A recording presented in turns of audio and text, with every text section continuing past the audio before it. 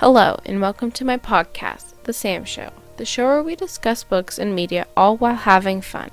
Today we will be discussing two books, The Breadwinner and Pravana's Journey. They are two of the first novels from the Breadwinner trilogy by Deborah Ellis.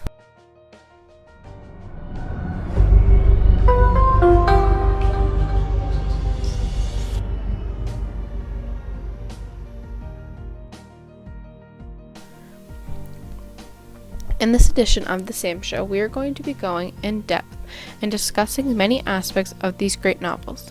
For example, some of the cultural, gender, and socioeconomic factors that play into the main character's life and how the setting and time period play into the novel. We are also going to talk about how the roles of certain characters influence their actions throughout the book.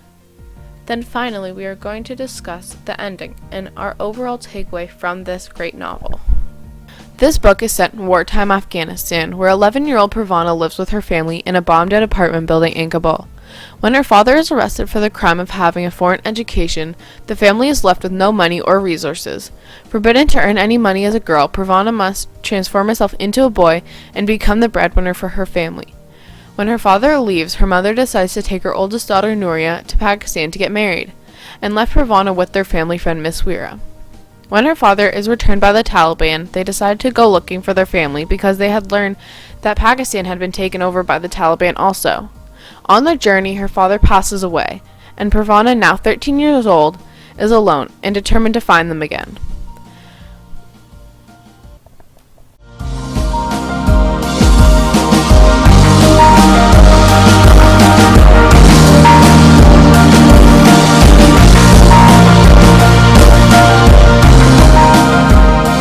Still masquerading as a boy, she joins a group of wandering children, Hassan, Azif, and Leela, who are all refugees from war.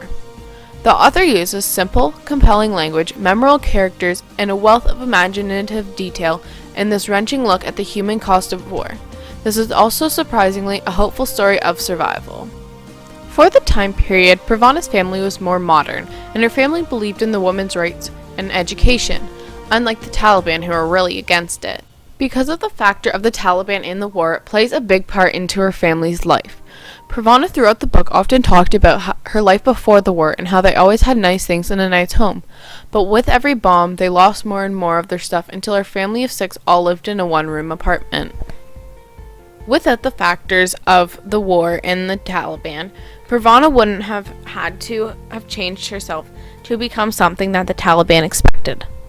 I feel like this book was very realistic because of the setting and the time period. It was very detailed about the hardships and the realities of living in Afghanistan. If not for this factor, the story would not have taken place, and Pravana most likely would have been just another normal girl. One part that really stood out to me during the story was when Pravana was alone looking for her family. When she was walking, she found a woman sitting on a hill and wailing. Pravana ran to her and yelled to the woman to take care of Pravana and help her because Pravana was a child. The woman kept crying and Pravana moved on. This just showed me the desperation that Pravana was in, but also the people of the country. Just given up, not even to help themselves or even the children of their country. As the book progressed, Pravana developed many roles. She had the role of being a girl in that society and the provider to her family. This is a lot for a 12-year-old girl to handle, and mainly on her own. Being a girl, she had very little rights, and she couldn't really do anything without the threat of the Taliban catching her. Because of her being a girl, she was forced to change into a boy so that she could be that. Becoming that provider for her family at such a young age, she didn't know how to do what her father did by reading letters and doing the things that a normal job would be. So, to make enough money to buy food and necessities, Pravana and her friend Shazia, who was in the same situation, like acting as a boy to earn money, they decided that they had to go and dig up bones in a graveyard to make more that way. Pravana never wanted to do it, but because she knew that it was wrong, but she had to do it because she had to get the money and the food for her family.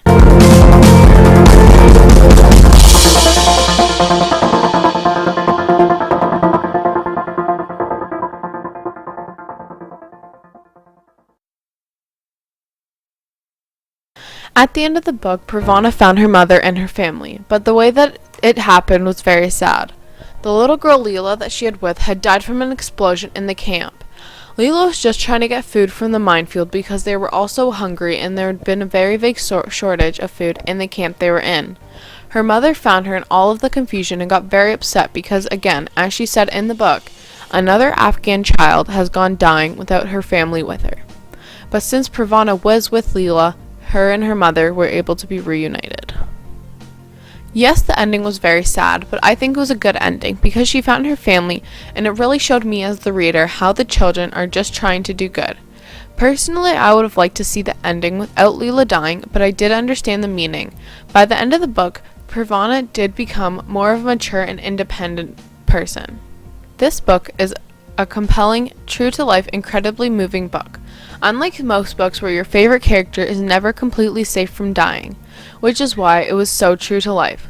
But it has also made me angry because of the terrible world we live in.